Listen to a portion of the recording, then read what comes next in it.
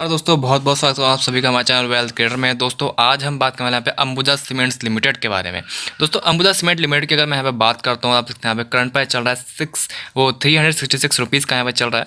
आज यहाँ पे ऑलमोस्ट स्टॉक फ्लैट दिखाई दिया, कोई भी तेज़ी दिखाई नहीं दी, कोई मंदी दिखाई नहीं दी। 0.56% की यहाँ पर गिरावट देखने को मिली। ठीक है, यहाँ पर ऑलमोस्ट फ्लैट स्टॉक दिखाई दिया। अगर मैं बात करता हूँ 5 दिन के रिटर्न के बारे में, तो आपको देखने को मिलेगा कि 5 दिन के अंदर स्टॉक फ्लैट है, कोई ज़्यादा यहाँ पर रिटर्न देखने को नहीं मिला। 1 महीने की बात करता हूँ तो 1 महीने के अंदर स्टॉक फ्लैट है। वहीं दोस्तों अगर 6 महीने की बात करूँ तो 6 महीने के अंदर 8% ऑलमोस्ट स्टॉक यहाँ पर डाउन दिखाई दे रहा है। अगर मैं दोस्तों बात करता हूँ 1 साल की, तो 1 साल के अंदर यहाँ पे मात्र 1% यहाँ पे स्टॉक रिटर्न दिए। और अगर दोस्तों बात करते हैं 5 साल की, तो 5 साल के अंदर यहाँ पे 39% रिटर्न मिले।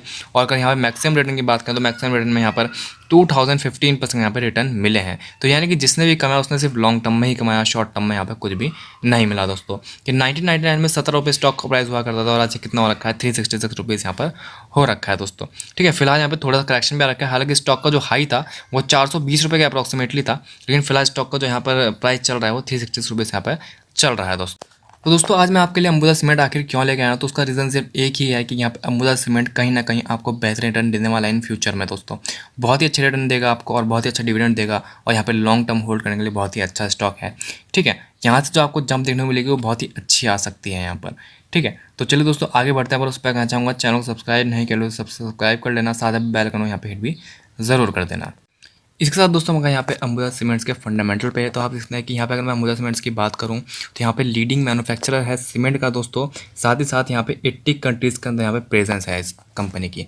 ठीक है, साथ ही साथ दोस्तों यहाँ मार्केट कैप की बात करें तो 72,804 करोड़ की मार्केट कैप है। करंट प्राइस चल रहा है 366 का, हाई लगाया था 443 का, लो लगाया था 274 का। स्टॉक का P28.7 का चल रहा है, बुक वैल्यू 128 रुपीज़ है।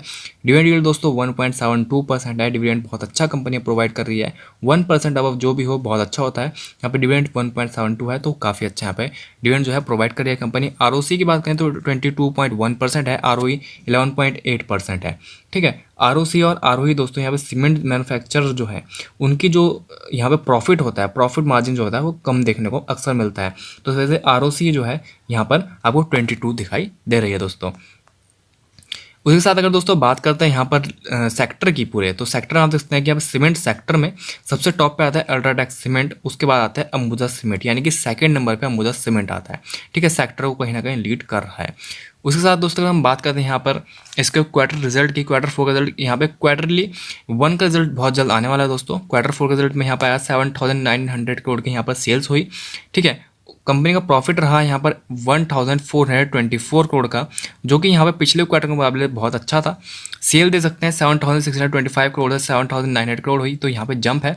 और साथ ही साथ ऑपरेटिंग प्रॉफिट भी 1,128 करोड़ से 1,424 करोड़ हुआ, तो यहाँ पे भी अच्छी खासी जंप देखने को मिल रही है। नेट प्रॉफिट की बात करें तो नेट प्रॉफिट 659 करोड़ से 291 करोड़ से 659 करोड़ यहाँ पे हो गया। तो यहाँ पर क्वार्टर ऑन क्वार्टर कंपनी ने काफ़ी अच्छा परफॉर्मेंस दी। अगर हम बात करें दोस्तों साल दर साल की, ईयर की, तो आप देखते हैं कि 2013 में कंपनी की जो सेल्स थी 9,000 करोड़ की थी और अब हो गई है 29,000 करोड़ की। तो यहाँ पर भले ही कंपनी धीरे धीरे बढ़ रही है पर कंटिन्यूस बढ़ रही है। ठीक है, यहाँ पे कंपनी पिछले 9-10 सालों में अप्रॉक्सीमेटली यहाँ पे 3 गुना अपनी सेल्स कर चुकी है। साथ ही साथ दोस्तों यहाँ पर अगर प्रॉफिट की बात करें, नेट प्रॉफिट की, तो 1,269 करोड़ का यहाँ पे प्रॉफिट हुआ करता है नेट प्रॉफिट, जो कि 2,492 करोड़ का हो रहा है, यानी कि ऑलमोस्ट प्रॉफिट डबल हो गया है। बैलेंस शीट बहुत अच्छी दिखाई देती है दोस्तों अंबुजा सीमेंट्स की। आप देखते हैं कि यहाँ पे अंबुजा सीमेंट्स जो बैलेंस शीट है, रिजर्व जो है 24,000 करोड़ का है।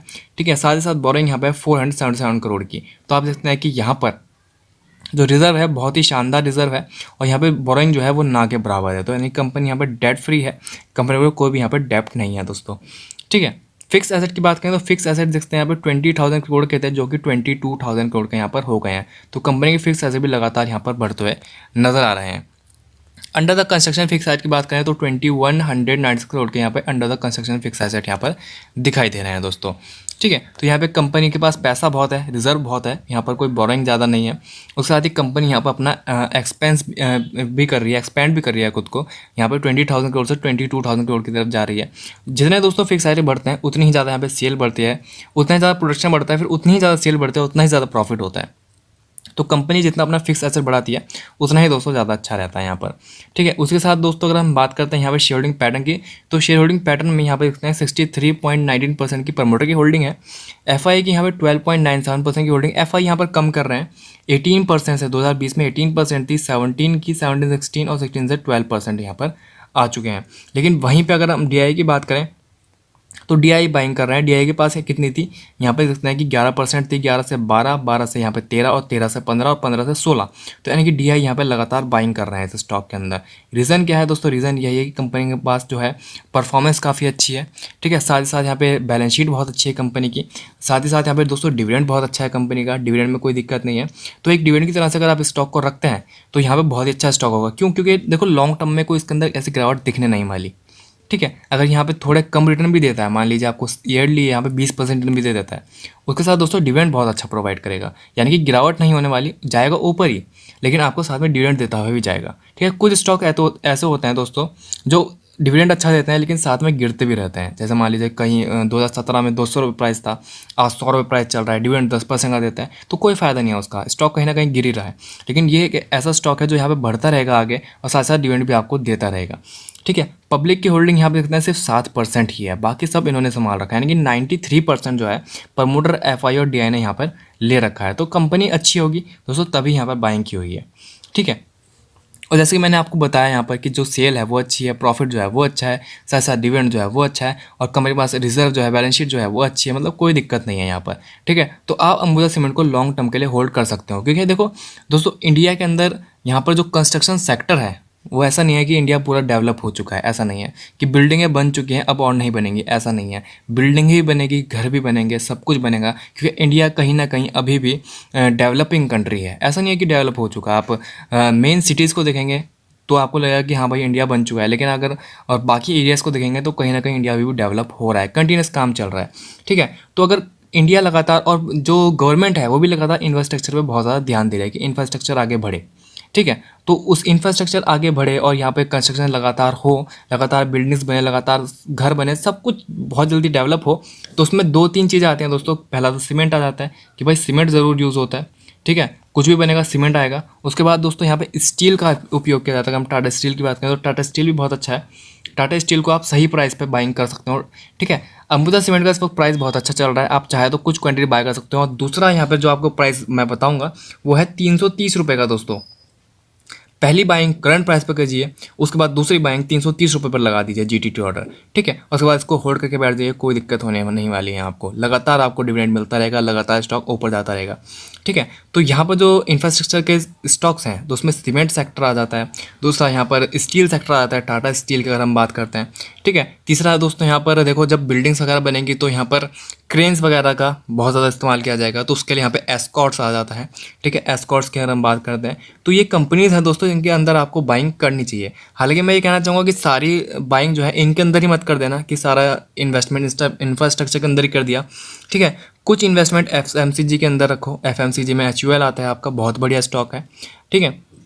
उसके बाद इंफ्रास्ट्रक्चर में आप अंबुजा सीमेंट या फिर टाटा स्टील या फिर एस्कॉर्ट्स, इनमें से थोड़े थोड़े स्टॉक बाय कर सकते हो, बहुत ज़्यादा बाय करने की जरूरत नहीं है, 10% ही पर्टिकुलर सेक्टर को दिया करो, ठीक है। साथ ही साथ बजाज फाइनेंस सेक्टर की बात करो, बजाज फाइनेंस बहुत अच्छा आता है, तो बजाज फाइनेंस में इन्वेस्टमेंट कर सकते हो, ठीक है। तो इस तरह से दोस्तों आप धीरे धीरे करके 10% अपने पोर्टफोलियो को सेक्टर वाइज डिवाइड कर सकता हूँ, तो आपको इन फ्यूचर कोई दिक्कत आने नहीं वाली। क्योंकि अगर मैं टुडे की बात करूँ, आज की बात करूँ, तो दोस्तों कहीं ना कहीं आपको देखने को मिलेगा कि इस जो मेटल सेक्टर है वो बहुत तेज़ी में ऊपर गया। मेटल सेक्टर में आप देखेंगे टाटा स्टील की अगर हम बात करते हो, टाटा स्टील गया ऊपर, ठीक है, हिंडेल्को गया ऊपर, ठीक है। तो ये स्टॉक बहुत तेज़ी में आज ऊपर गए, 4-4, 5-5% के ऊपर गए, पूरा मेटल सेक्टर खड़ा हो गया था आज। उस वजह से हम मार्केट कहीं ना कहीं स्टेबल रही, ठीक है, वरना गिरती। तो दोस्तों ये चीज़ें हैं, आप हर सेक्टर में थोड़ा सा इन्वेस्ट करेंगे तो आपको कोई दिक्कत नहीं होगा, पोर्टफोलियो में कोई भी नुकसान नहीं होगा। दोस्तों फिलहाल के इतना ही मिलता है अगली वीडियो में। अगर आपने कुछ पूछना है तो आप कमेंट बॉक्स में कमेंट करके पूछ सकते हैं, आपकी हर बात का जवाब दिया जाता है एज सून एज पॉसिबल। तो फिलहाल के दोस्तों इतना ही, मिलते हैं जल्दी अगली वीडियो में। थैंक यू दोस्तों फॉर वॉचिंग आवर वीडियो।